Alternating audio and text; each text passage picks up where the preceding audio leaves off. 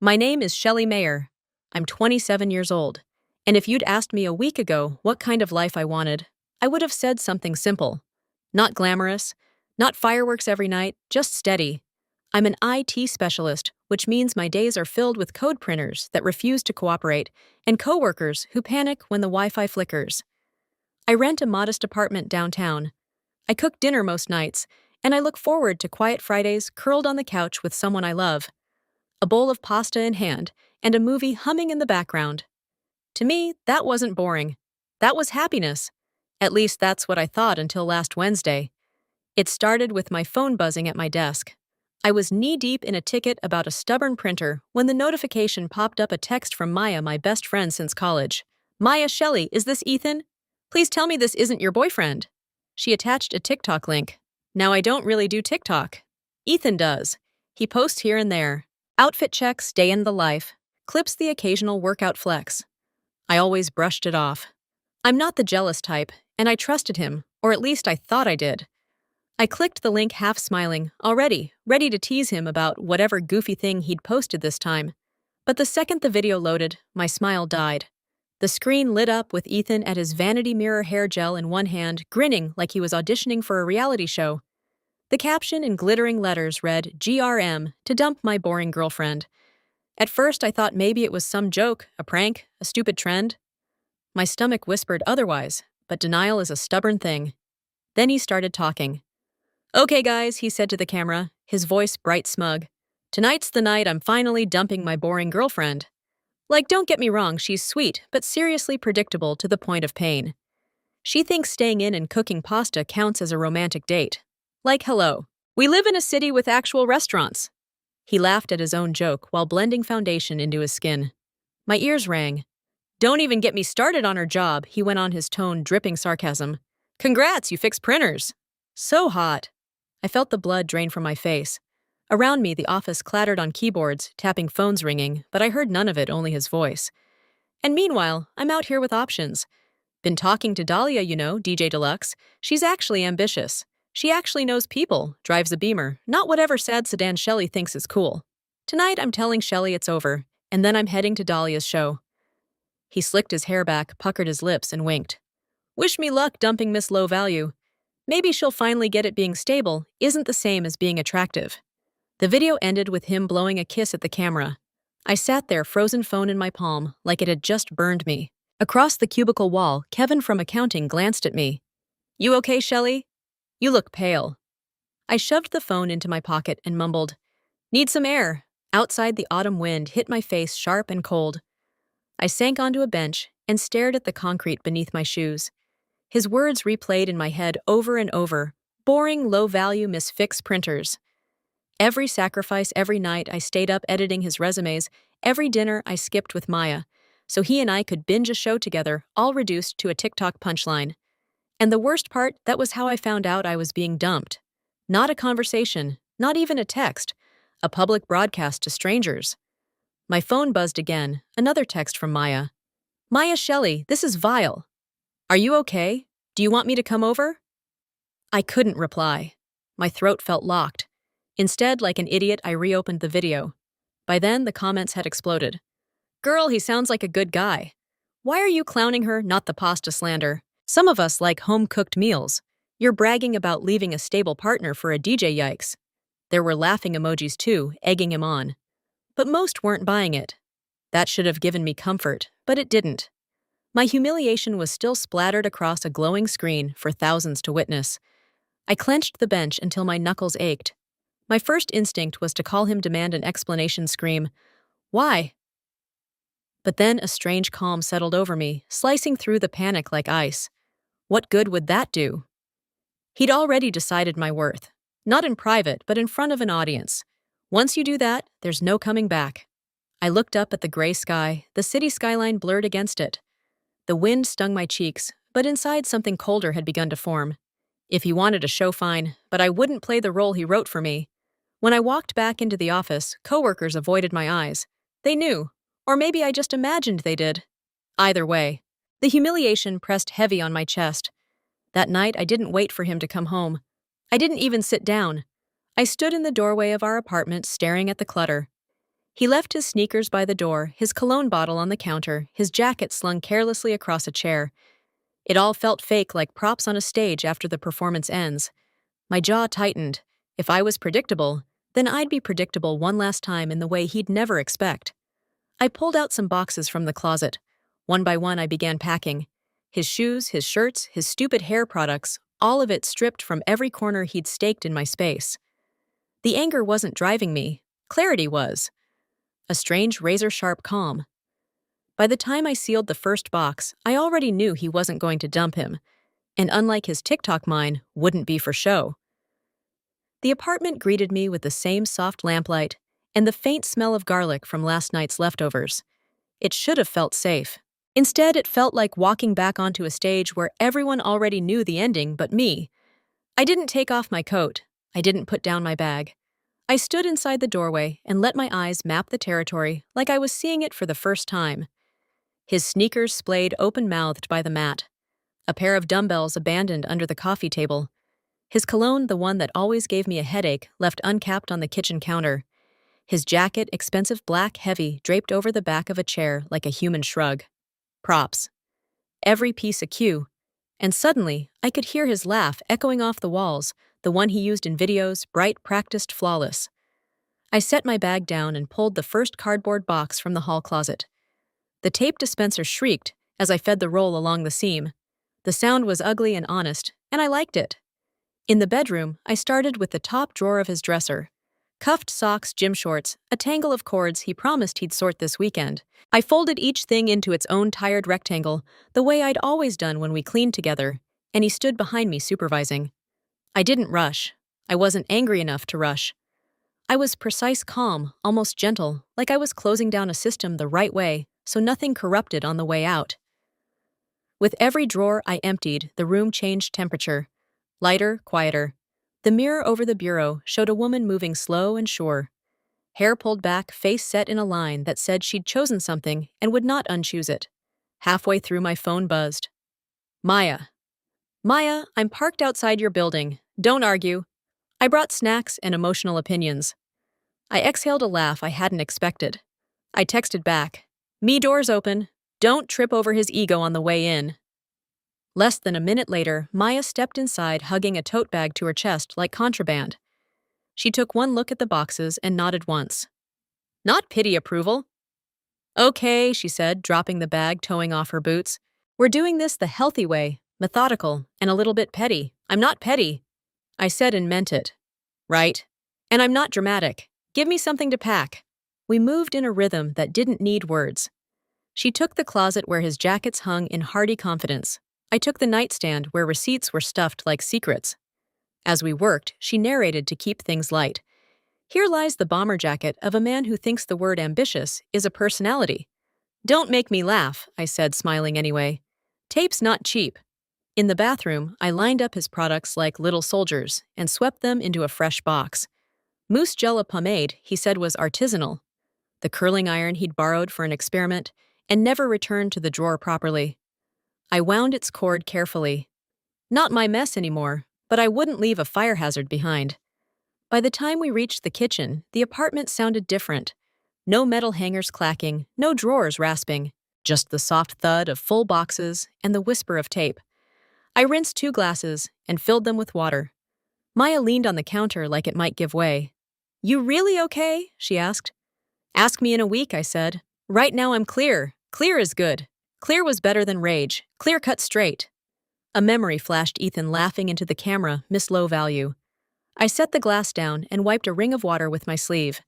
I'm changing the locks, I said. Maya's eyebrows rose, then lowered with approval. I saw the lock kit under your sink last month. I thought you were finally going to fix that sticky turn.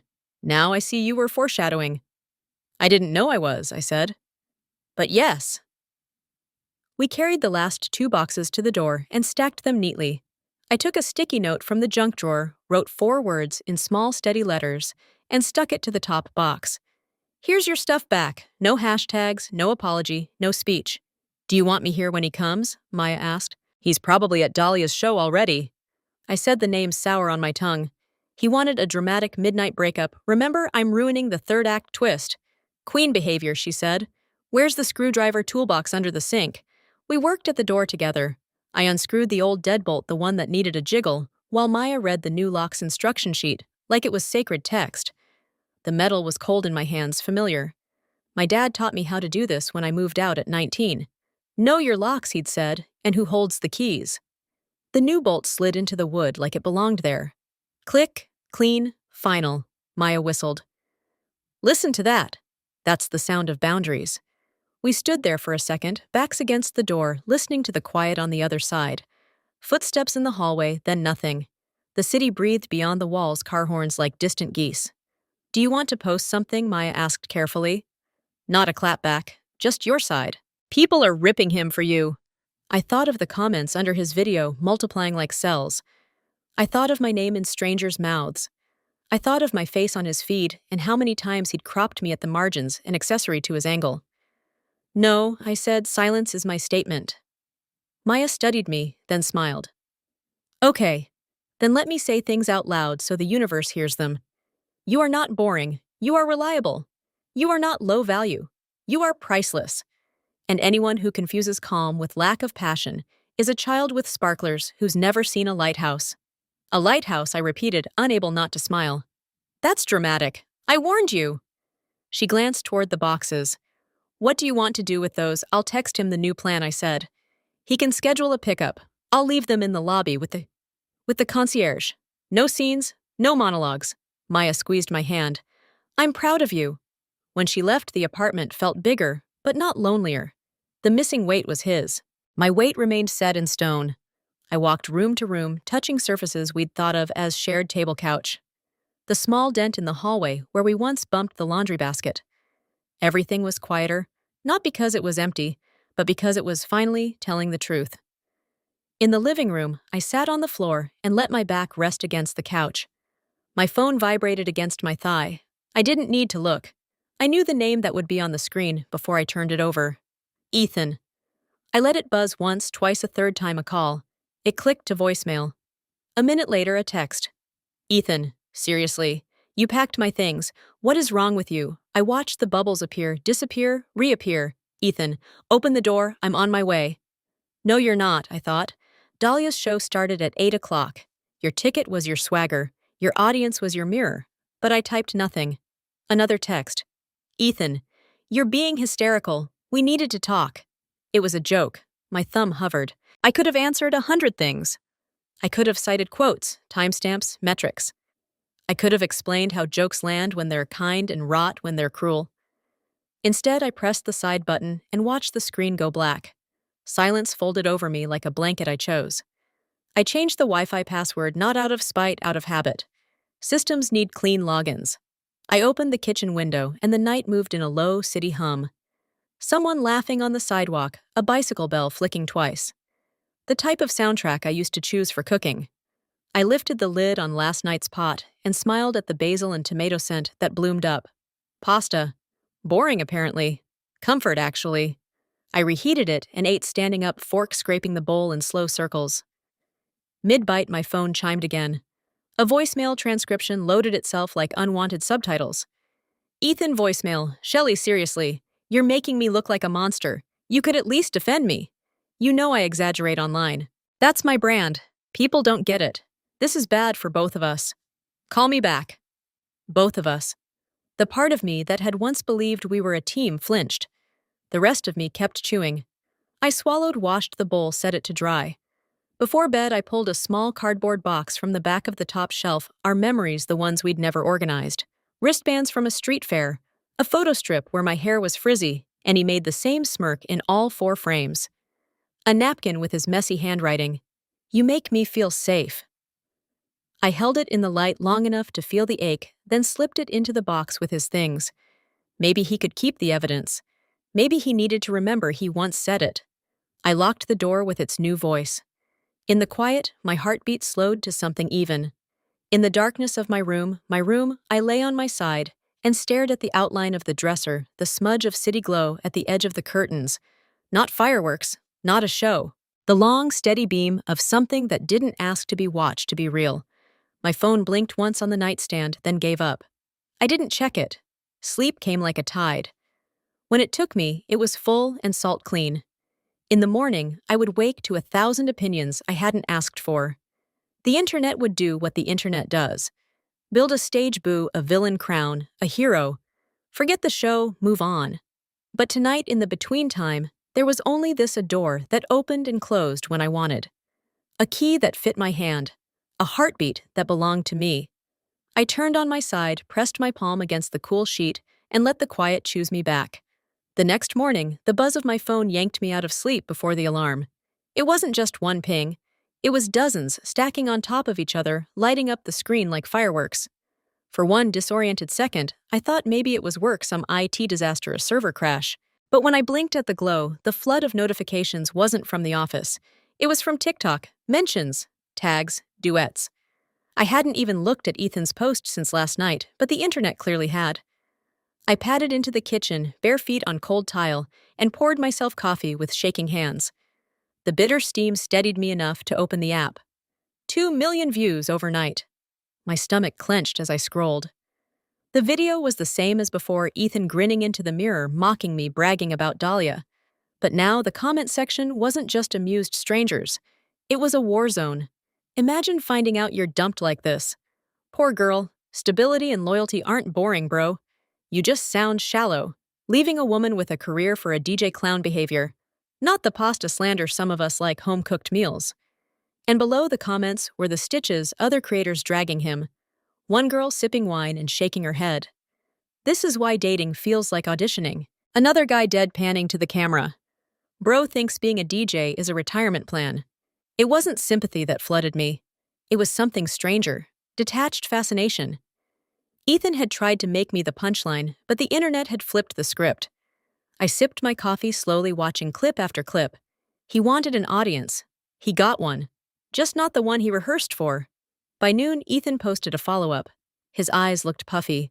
His voice pitched higher than usual, like he was trying too hard to sound casual.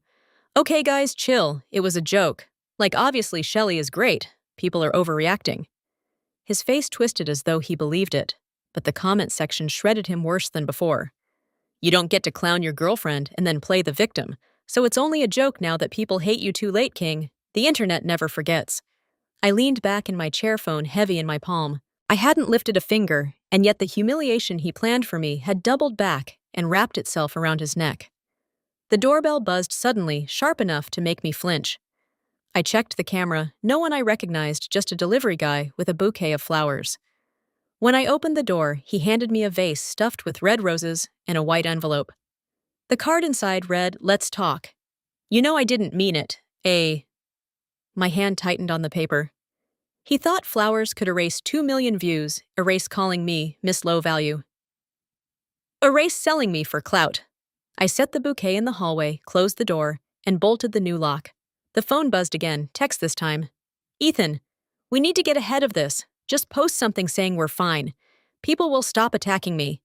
Ethan, seriously, Shelly, don't let strangers ruin us. This is your reputation too. Ethan, call me back. I read them once, twice. The entitlement bled through every line. Us, we, reputation. Not a word about how I felt. My thumb hovered over the keyboard. I could reply with the truth. There is no us. You ruined it the moment you chose an audience over me. But why waste the breath? I dropped the phone face down on the table and turned to the window instead. The city stretched gray and endless beyond the glass, honking living moving on. That afternoon, my inbox exploded again, this time with links from Maya. Maya! He's getting roasted on Twitter now. He's a meme. Shelly, Maya. Do not feel bad. He filmed your heartbreak for likes. The internet just returned the favor. I wanted to feel vindicated. I wanted to feel triumphant. Instead, what I felt was lighter. Not joy. Not spite. Just a shedding. Like I'd been carrying a coat in summer, and someone finally told me I could put it down. The coat wasn't mine anymore. It never had been. By evening, Ethan posted again, voice cracking this time. Please stop. You don't know what it's like. I'm a good guy, really. I sat on my couch, sipping the last of my coffee, gone cold, and let the screen go dark. His unraveling wasn't my burden to carry. For the first time in months, the silence in my apartment felt like peace. The text didn't stop. At first, Ethan's tone was sharp, full of teeth. Ethan, You seriously think locking me out makes you look strong? You look pathetic. Everyone's laughing at you. I read it once, set the phone face down, and went back to work. An hour later, another ping. Ethan. Okay, fine. Maybe I shouldn't have posted that, but you know I didn't mean half of it. I was just performing. You get that right, performing. The word made my stomach turn.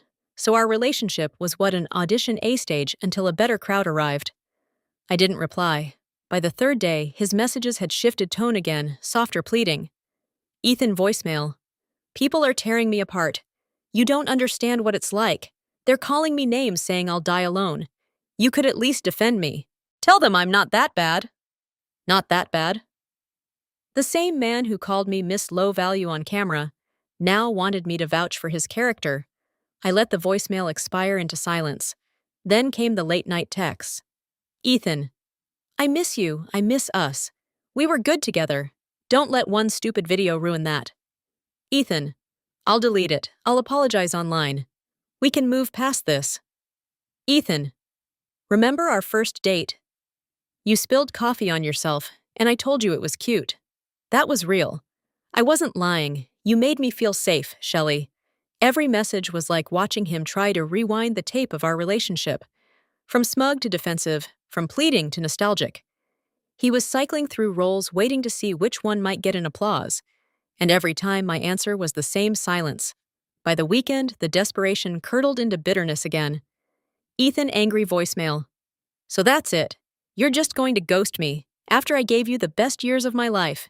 You think you'll find someone better. You won't. You're boring, remember? No one wants boring. His voice cracked at the end, betraying what he didn't want to admit, that he was trying harder to convince himself than me. I thought maybe that was the end of it, that he'd burn himself out against the wall of my silence. But a week later, he cornered me.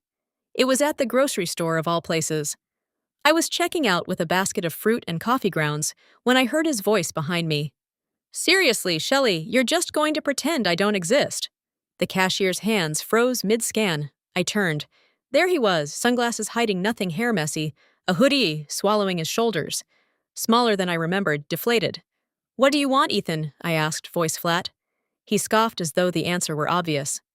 I want to know why you're acting like I'm the bad guy here. It was a joke. Everyone took it the wrong way. You know me better than that. I raised an eyebrow. Do I? For a second, he faltered. Then he stepped closer, lowering his voice, trying to play intimate. Look, this whole thing is stupid. People will forget it in a month.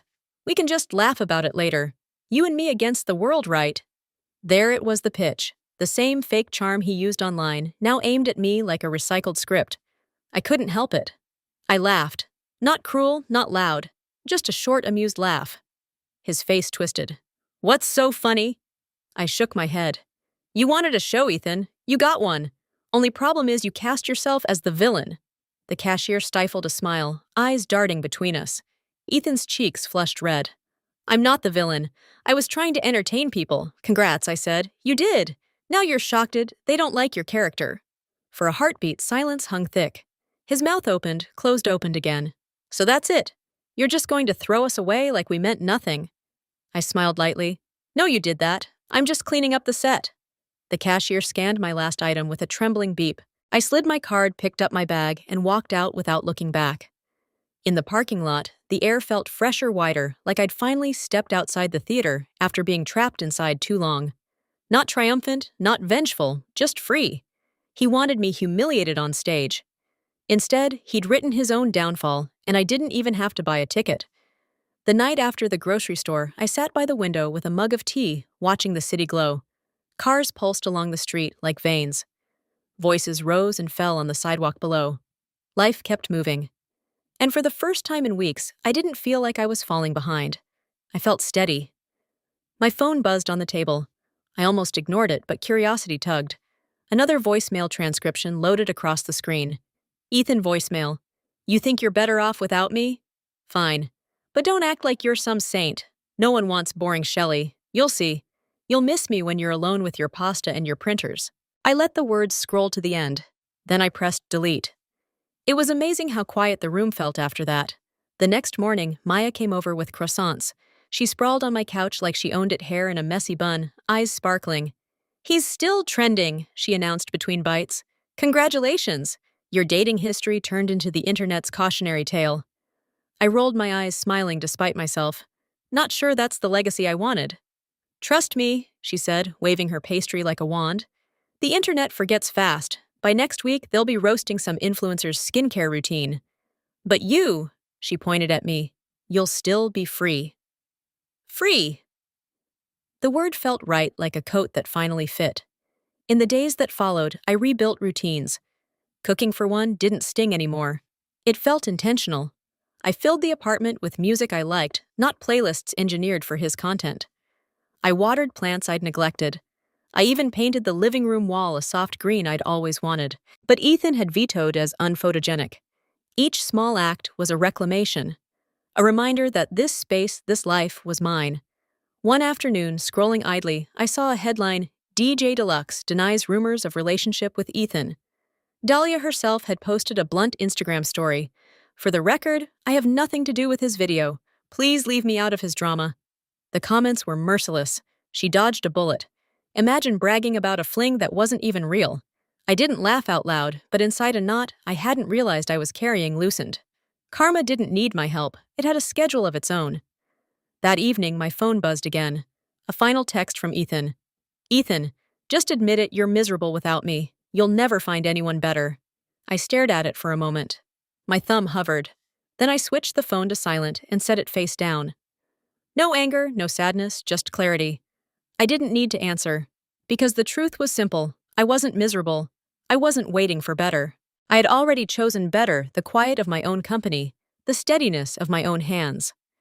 The peace of being boring in a world obsessed with noise. That night, as I lay in bed, I let myself remember. Our first date when I spilled coffee and he told me it was cute. The night I drove across town at 2 o'clock in the morning to pick him up because his car broke down. The way he once whispered that I made him feel safe. And then the TikTok. Miss Low Value. The sneer. The wink. The contrast was a knife, but a clean one. Sharp enough to cut the last thread. I turned on my side, pressed my hand against the cool sheet, and breathed. People chase fireworks loud, bright, gone too soon. Ethan was one of them. But me, I'd take the lighthouse, the steady beam, the flame that doesn't need applause to keep burning. "Boring," I whispered into the dark, and for the first time I smiled. Because boring wasn't the worst thing you could be. Cruel was. Shallow was. Disrespectful was. He could keep his fireworks. I'd keep my peace. And in that peace, I realized quiet doesn't mean small. Quiet doesn't mean weak. Quiet can be the loudest kind of freedom.